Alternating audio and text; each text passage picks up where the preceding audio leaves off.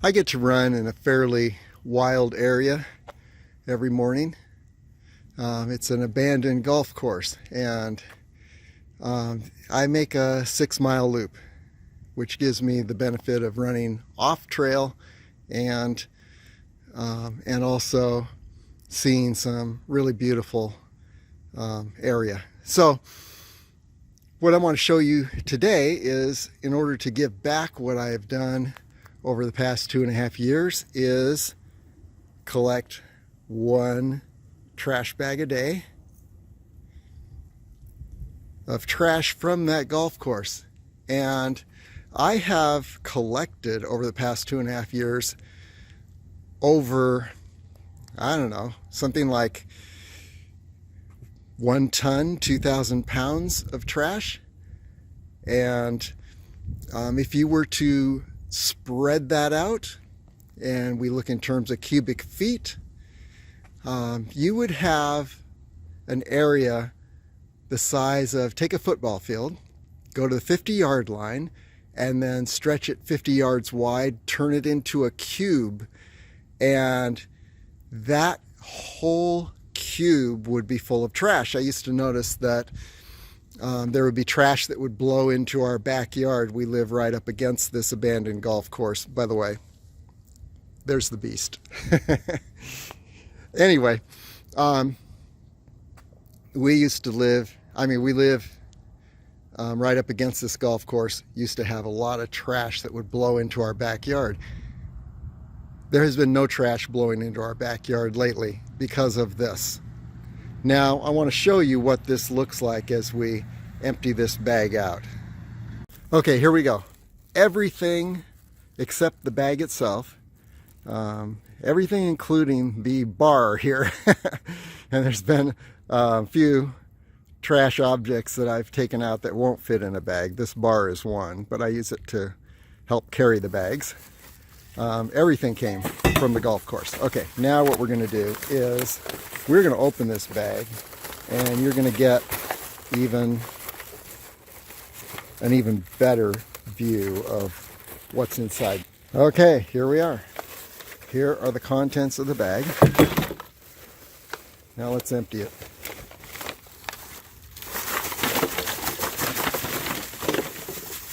There we go. That is one day. Nobody's going to see that again. That will be hauled away, and that that 50-yard cube of trash was hauled away, one bag at a time, over the past 2.5 years. And I'm going to continue hauling trash away because people continue throwing trash on that golf course. The people that you would think are maybe a little unhealthy, you get the beer cans and cigarette butts. But then even people who are healthy enough to say, hey, I'm going to drink water, so I'm going to take my water bottle. Healthy to your body, but not very healthy to the environment, because when that water bottle is consumed, it gets thrown right onto the golf course. So there you have it. And there's one abandoned golf course that is now clean, and hundreds of backyards that are now not full of trash blowing into the backyard. Let's take a look at a normal daily run around the abandoned golf course. Here we go. I'm going to give you some tips along the way. One is on the surface. And if you have a choice of a sidewalk, which is concrete, or asphalt, select asphalt, because asphalt is less jarring on the body. Concrete is very hard. In fact, concrete hardens for years. Hoover Dam is still in the process of curing and hardening, so very, very hard, and hard on your body. So stick to asphalt if you have the choice of asphalt or concrete. Okay, here we go into the golf course. Now, looking at running surfaces, We talked about asphalt and concrete. Now I'm going to talk about my favorite running surface, which is off-road altogether. We're on a dirt surface. It so happens that this surface has cinder, stone, and our cinder rock, and this is just like the tracks before they came up with rubber asphalt. Cinder was actually a better surface for a track because it absorbs more of the impact of each step. And I'll talk a little more about why running off-road is so much better than running on asphalt, or never run on concrete. Okay, here we go. As you can see, over time I've made my own little trail just by running this every day along the dirt surface.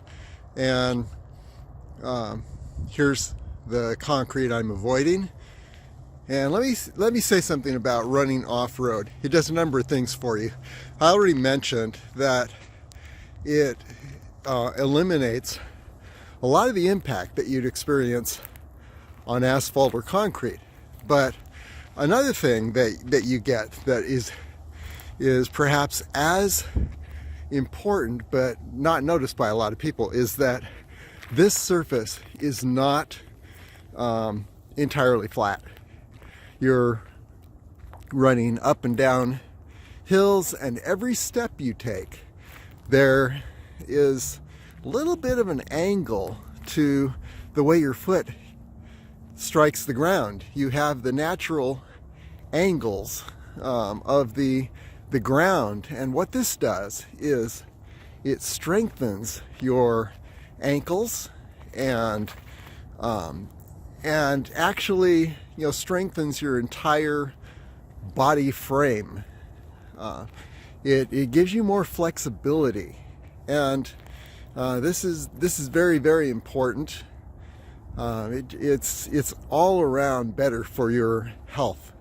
There are people in a gym that will do all kinds of balancing exercises on little balancing balls so that they can get that experience of not being on a flat surface. And you just run off-road, and you'll get that same balancing or similar balancing experience. So this is the most important element of running off-road that I've noticed. Okay, let's continue. Here's another benefit of my running course, and it's that from this point I can see a lot of the mountains I climb. Here we have Mount Wilson on the other side of Red Rock Park. And then moving along, here's Damsel Peak. And moving along a little further, La Madre Mountain. And a little further, yeah, there it is, Griffith Peak. Followed by Mount Charleston, Fletcher Peak, and Mummy Mountain. But that's not all. Take a look over in this direction, and guess what we have? We have the Sheep Range,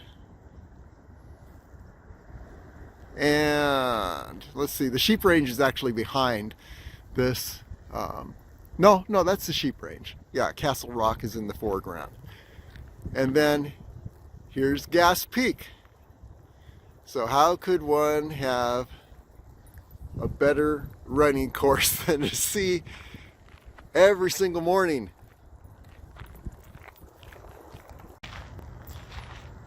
About 8 of the major running destinations. These hills give me an opportunity to practice my uphill and downhill running technique. They're not, any dramatic hill like the mountains that I run. However, even a small experience of incline and descent over a number of times each day does give a great opportunity to practice form, which can then be used when you're going up something large like Gas Peak, which is 5,000 feet ascent from my point of origin, which is just over these houses that you see.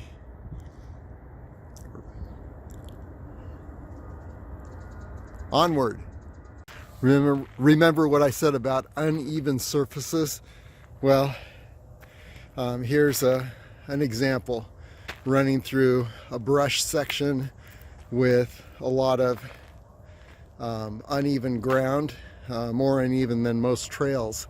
And doing this on a regular basis, consistently, day after day, strengthens my ankles and enables me to run on trails and run off trail and avoid spraining my ankle, avoid injury. Continuing on, you can see the little pathway that I've created by running daily over this stretch of golf course. Here's a little more of that pathway. Now we're descending into a low area that sometimes I can't even run due to water. In fact, this whole area became a river during a flash flood about a year ago, and I expect that to happen again, but it adds a lot of interest to the run. This is an example of the kind of trash that, if you can imagine a cubic area 50 yards by 50 yards by 50 yards spread out over this course, a cubic area of trash. Take that box and spread it out all over this running course. That's what my running course looked like originally. And what I've done over time is by way of just giving back.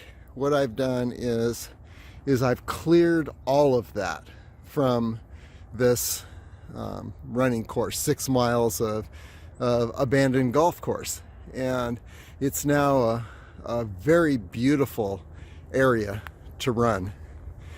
Okay, so continuing on, I'm going to show you a little variation that adds some interest. We won't be able to do it today because it's only open during the summer and the dry months, but it's a little culvert.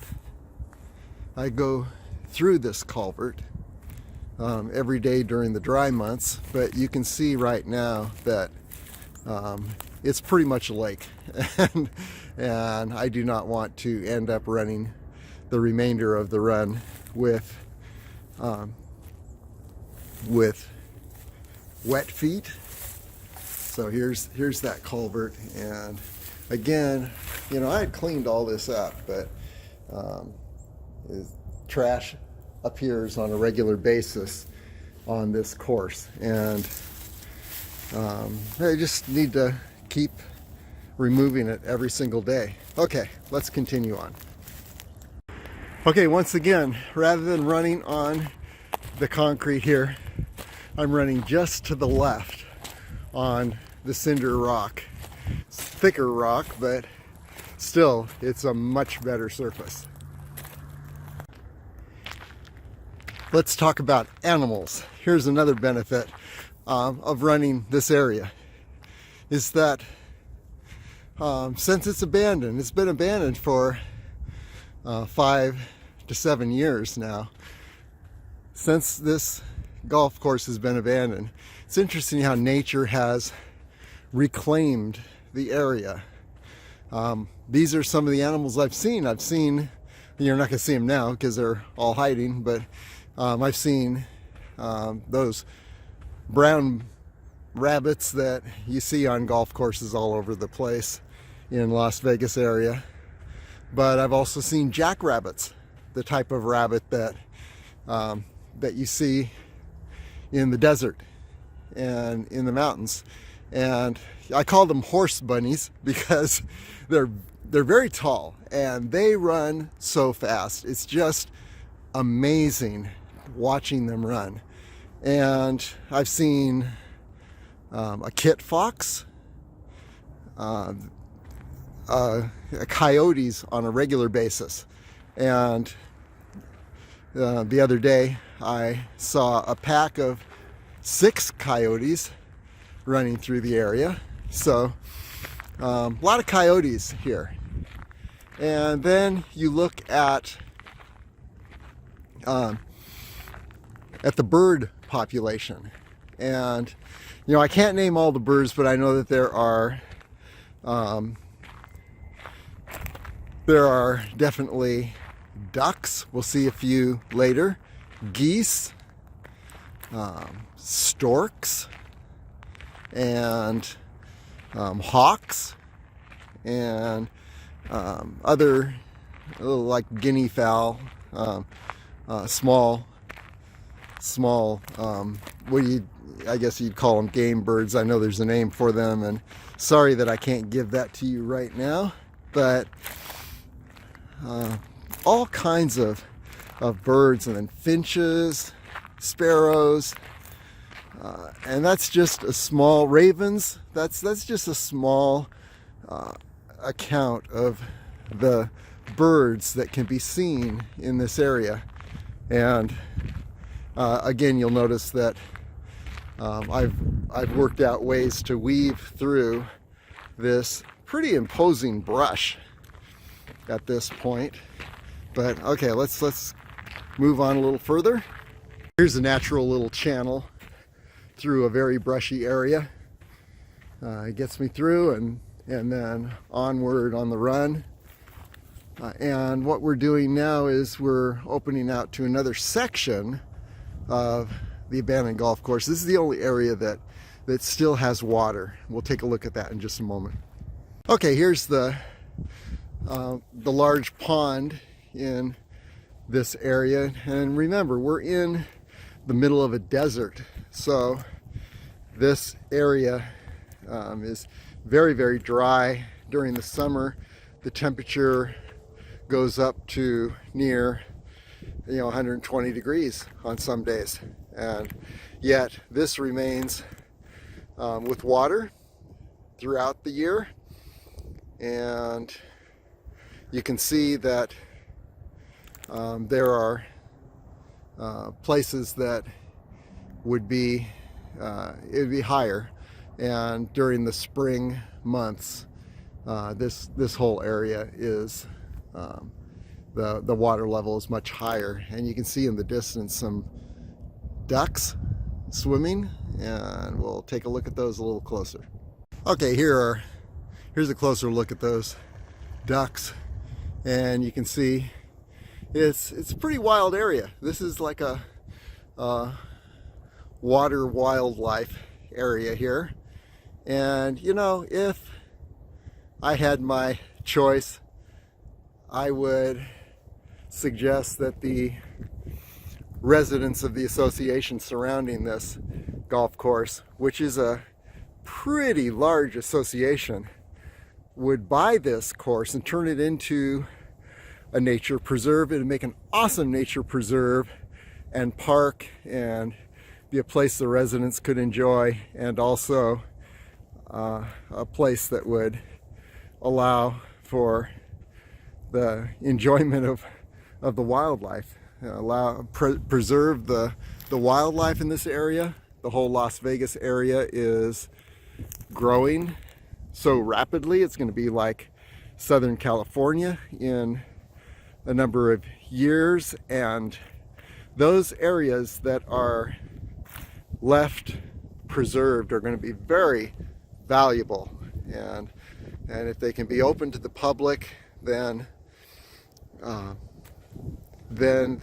that population in Las Vegas will then have an opportunity to enjoy this area for years to come.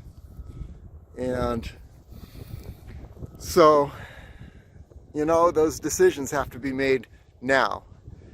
In another 20 years, you're not going to be able to make those decisions. There's been talk of taking this abandoned golf course and creating more houses. Well, we have enough houses in the area, and very few natural areas here in the Las Vegas area. Now is the time to preserve them. Okay, onward.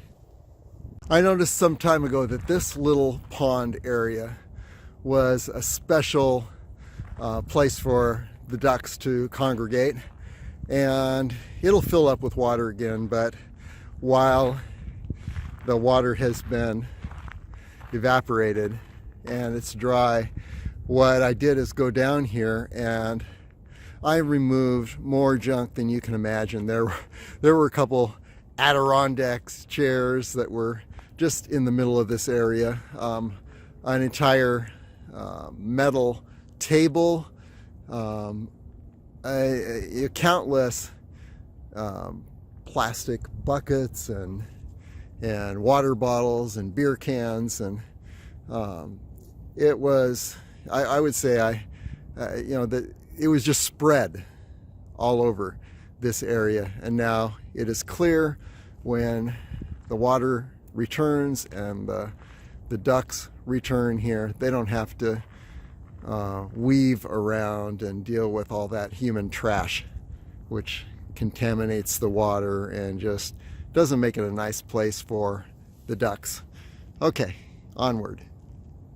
This used to be a pretty amazing golf clubhouse, and lately, of course, it is abandoned for the last 7 years or so. And notice where there used to be plate glass windows all around this building, and then people just started to vandalize and broke the windows. Now they're all boarded up, and they actually broke into a garage area here and took a golf cart. Here's that garage area. Took a golf cart, drove it out down this sidewalk, and then set it on fire. So it was sitting there just all burned for some time. And then they took a second golf cart and we're starting to do the same thing, brought it out to this area, tipped it over, and it would have been burned too. I don't know what goes through people's minds that they think, oh wow, this is an open area, nobody owns it, it's a free-for-all, and so therefore I can do whatever I want with it.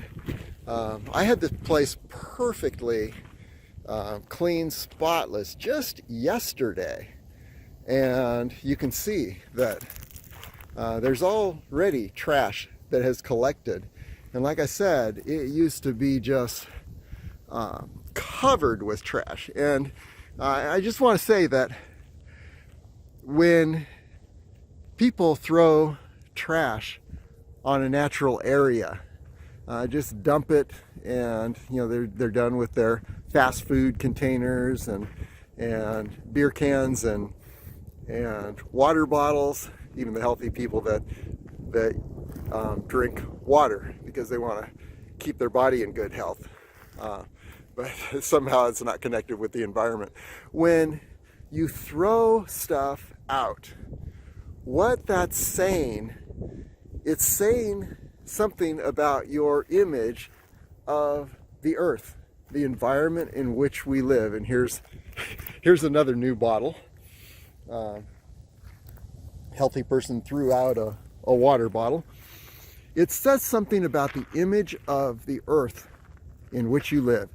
And if you believe that the earth is a trash receptacle, then you are basically living in a garbage can. You're living in a trash yard. And on the other hand, if you believe that the earth is a very sacred place, and every step you take is precious, holy, the air you breathe is precious, then you're living in another type of earth. And which would you prefer? To live in a trash can? Well, then go ahead and throw out trash all over the place.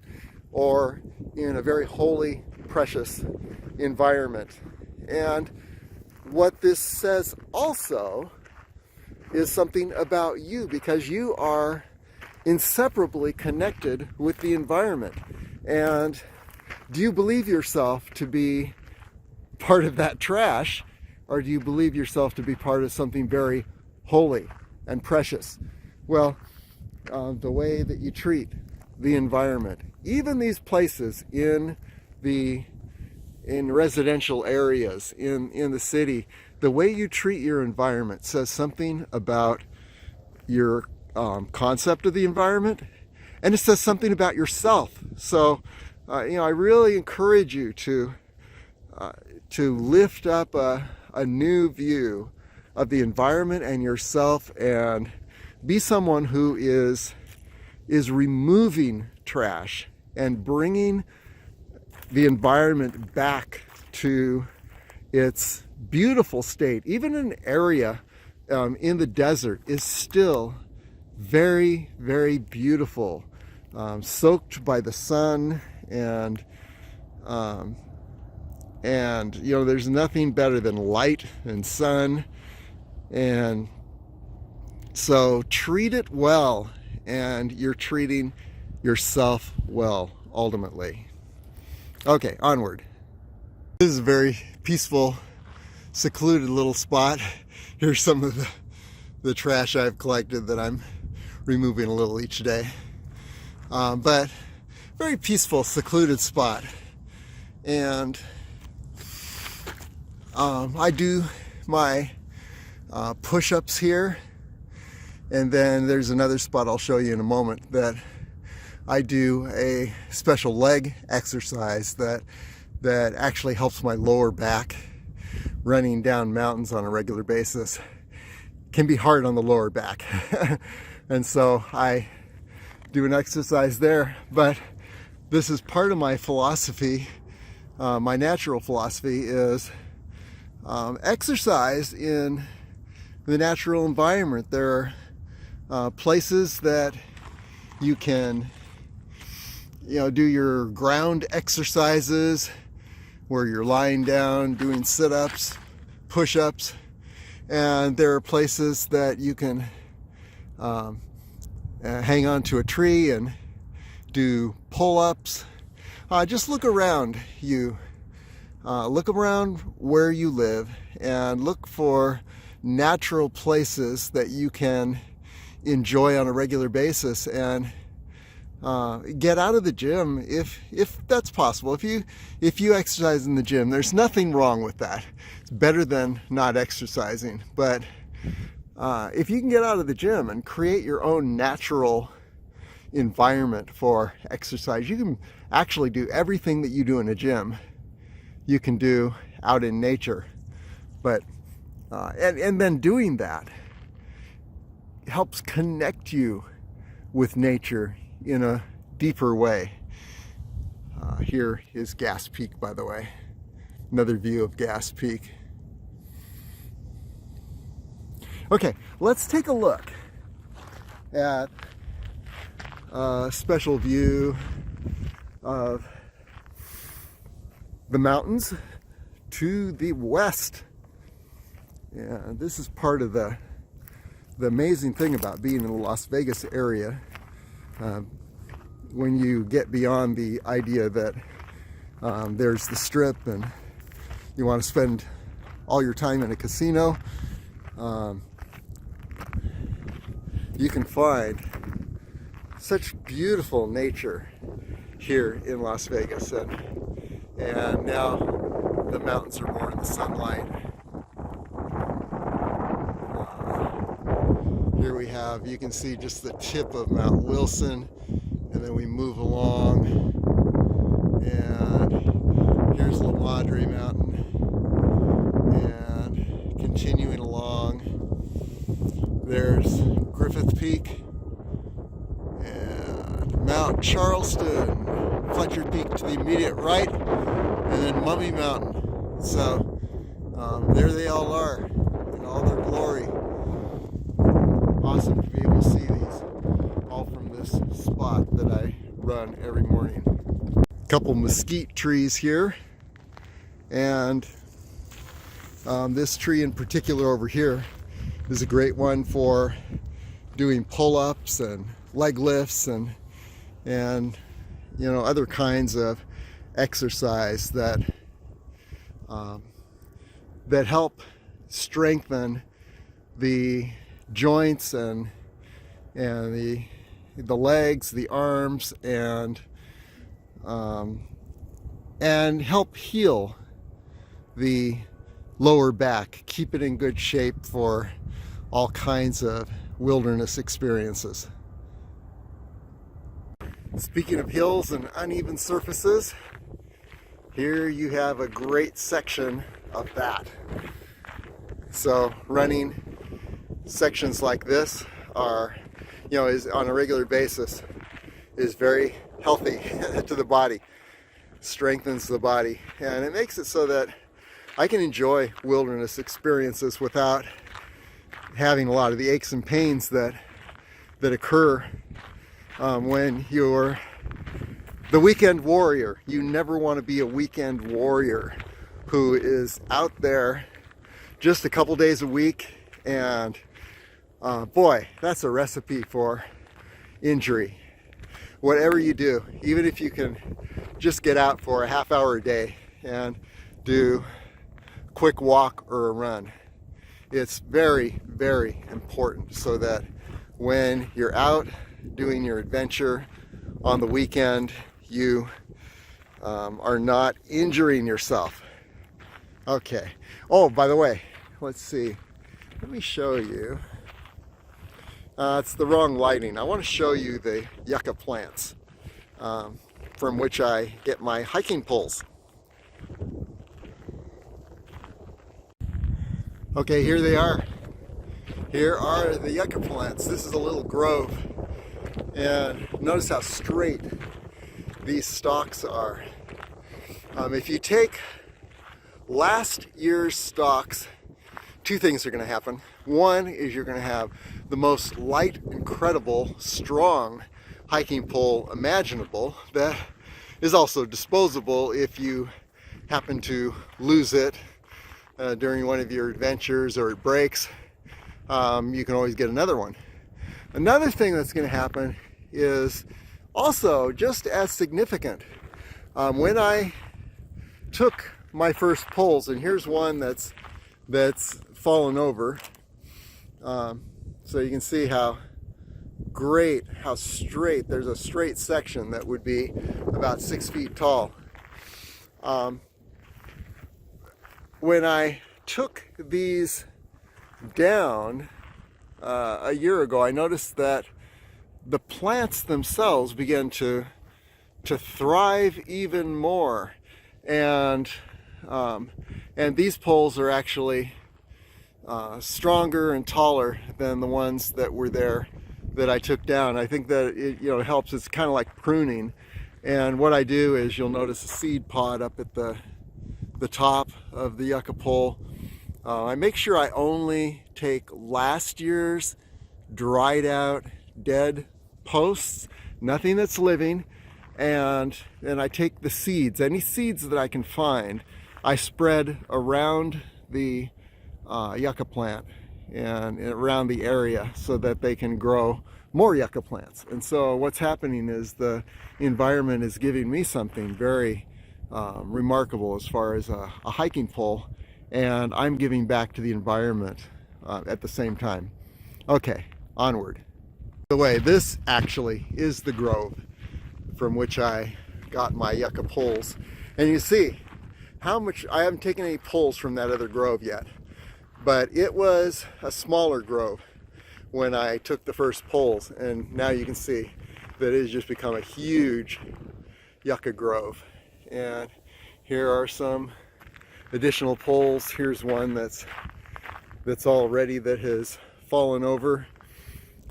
There's another one that's fallen over, and actually taking these out, you can see how this one's damaging the plant next to it. Taking these out is healthy for the grove, and it's healthy for you because you have some first-class hiking poles. Okay, onward. Some more trash here. I think some of the residents just lobbed this over their back fence onto the golf course. Now we're on the home stretch of this daily 6-mile run. Onward. One more thing I'll mention about the running surface is that running off-road not only strengthens the ankles and all the joints of the body, but and gives you a little variety. You've got some uphill, downhill. I'm not going to go through this old sand trap. I'm going to go around the edge, but I could if I wanted. But in addition, what it does is if you're running on a flat surface on a regular basis, or even walking on a flat surface, and you never get off-road, what you end up doing is every time you take a step, you are repeating the exact motion and the exact impact on your body.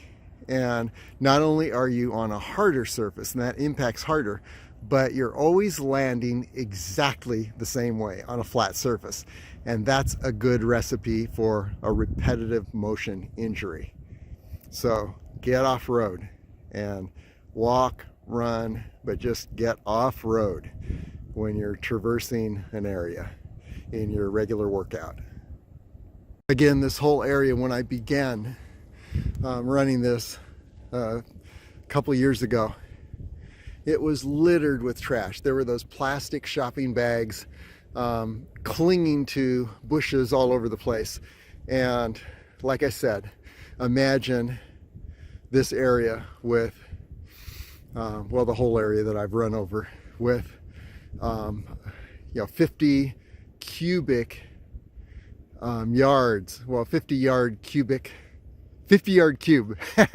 of trash, then spread evenly over an area. That's what we had here. That's what I have removed over the past 2.5 years. And now, it's a very natural, beautiful area.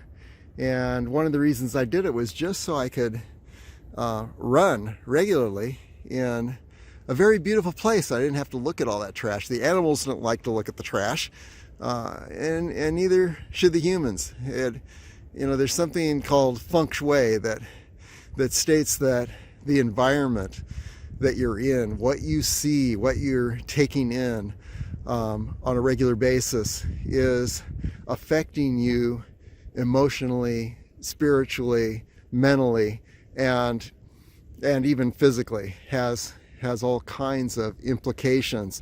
And so that's one of the main reasons I cleared this 6-mile swath that is about, it's probably about 50 yards wide and 6 miles long. Cleared the whole thing out so that I could run in an area that everywhere I looked, it was beautiful. It was natural desert environment. Little reminder that we are indeed in a desert that tops 115, 120 degrees during the summer. This is what happens when you don't water a palm tree. So you can see where there's a natural watering, or not a natural watering system. I think there might be some underground water in this area because there's a lot of low area, but I believe there's some irrigation that every tree that you see here would soon die were it not irrigated or replenished with water. Now, one more thing I'd like to say about clearing away the environment is that is it how long it takes. So, like I said, I've cleared away 50 yards by 50 yards by 50 yards a cube of trash in the last 2.5 years. How long has it taken me? It has only taken me an extra 10 or 15 minutes a day. Extending my run by that much has cleared that huge amount of area. And so you might think, where do you walk? Just look around, and it took me, there's probably the first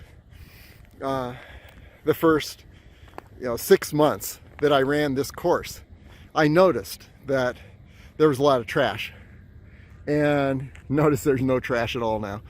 And it annoyed me, but it was a kind of subconscious annoyance. Yet, over time I began to think, oh wow, there's a lot of trash here. Because when you don't look around you, you fail to notice things. It's like a road sign that's on the road. You pass it the first time, you notice it, but after a while it disappears. Well, that's what happens with the trash. You can walk in it and it eventually disappears. Well, it began to annoy me more and more until finally I thought, if I take just one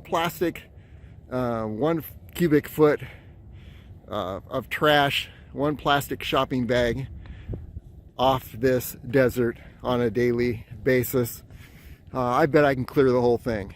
And sure enough, 10 minutes a day over 2.5 years, yes, I cleared the whole 6-mile long, 50-yard wide swath of desert here. And still I'm collecting a lot of trash because people keep depositing the trash on a daily basis. But look how beautiful this is. It has a beauty all of its own. And it's not very difficult. Again, look around you. As you're driving down the freeway, look at the side of the freeway. Oh my gosh. In the Las Vegas area, it's like a landfill. and you can't do a whole lot about that, perhaps, and maybe you could. But just take a section that you walk or you ride your bike, and just take a plastic shopping bag each day, fill it up, and over time you end up with a beautiful, clear environment. And that environment begins to spiritually hum and you begin to experience something different because you're not looking at all this annoying trash. You're free to look at the environment. I think the animals are enjoying the same type of thing. They're free to, they shouldn't have to look at all this junk. So anyway, I'll leave it there as far as the environment. Onward. Okay, we're nearing the end of the run. This is the final stretch, and I just want to say that my goal has always been to dissolve the barrier between myself and the environment. And the more time you spend in nature, even if it's a small piece of nature, this isn't a residential area, but I found a little area here that is a beautiful running course, and every step I take is on the earth, and over time it dissolves the barrier between yourself and the environment. Have you ever noticed that animals, when they encounter another animal, they remain unmoved, and they just enjoy one another's presence. When they encounter a human, they fly and they run away. They notice a difference. It's kind of interesting that the more time I spend in nature, I'm finding that the animals themselves are paying less attention to me and just letting me be. I don't know if it's some kind of a vibration that I send out as I'm passing through nature, that I'm not different. I'm not separated. And so I'm beginning to experience that. Of course, you know, the animals still fly away and run away, but a lot of the time, yeah, I encountered a dog. Somebody was hiking with a dog on a trail the other day, and the dog totally ignored me, and the owners were shocked. So this dog never does that, and the point is that the dog did not recognize me as different from the environment it was exploring. So I'm getting more and more of that experience as I dissolve, or as the barrier between myself and the environment dissolves. Okay, well that concludes our experience of this daily running course. We've looked at the environment and the effect of clearing the environment of trash, and how it brings out the beauty and the natural vibration of the environment. And we've looked at different running surfaces and the value of running off-road. We've looked at that, and just we've looked at, you know, hiking poles, and which is another natural thing to be holding as you hike, rather than a piece of plastic or metal, no matter how good it is. So lots of great discoveries here. I hope some of this has been helpful, and truly some of the simplest things are the most life transformational. Change your life just by doing something very simple, that you've got a place around you close to where you live that is more of a natural environment. Go to that place on a regular basis and do your workouts there. You'll find that over time some amazing things begin to happen that you may not even realize. It takes months and years, but over time some huge mental, emotional, spiritual changes can occur in your life. It's a total transformation, and it's just by being in the environment more often. I'm truly blessed to be in a place like this, and yet there's a place close to you that can become something like this, something like the environment we have just passed through. Find that place. It'll transform your life. By the way, here's a backyard view, and there you see our mountains. Mummy Mountain, Fletcher Peak to the left, and then the white snow-capped Mount Charleston, 11,900 feet. And Griffith Peak, 11,060 feet. And by the way, Fletcher is 10,060 approximately, and Mummy Mountain approximately 11,500. Makes a great loop, these mountains. And then you go over to La Madre Mountain, about 8,000 feet, and Damsel Peak about 7,000, and then over here, hidden away, Mount Wilson on the backside of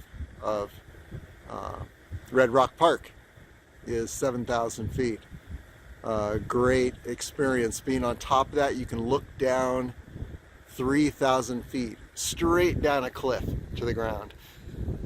You don't want to be taking pictures and straying over the edge of that cliff. Okay, and then you can see the tip of Gas Peak here. So pretty blessed to be in this area. At first I noticed that, wow, what a messy just unkept, old abandoned golf course. Wouldn't it look great if it was a green golf course again? But then I began to realize, hey, I couldn't run on it if that was the case. and also, and this makes the greatest running surface ever. And as I began to run on it on a daily basis, I began to realize how beautiful it was. So the environment around us, it has so much to do with your perspective of the environment, and how you treat the environment can totally transform what you see. You create it with your consciousness, and you create everything that you experience with your consciousness. That's called conscious creation. And so in my consciousness, this environment people might look at, and well, I first looked at it and said, wow, what a mess. It has become something very, very beautiful. Now I live in one of the most beautiful spots imaginable.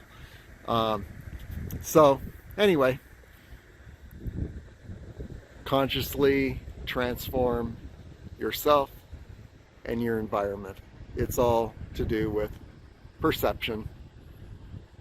Perception and action.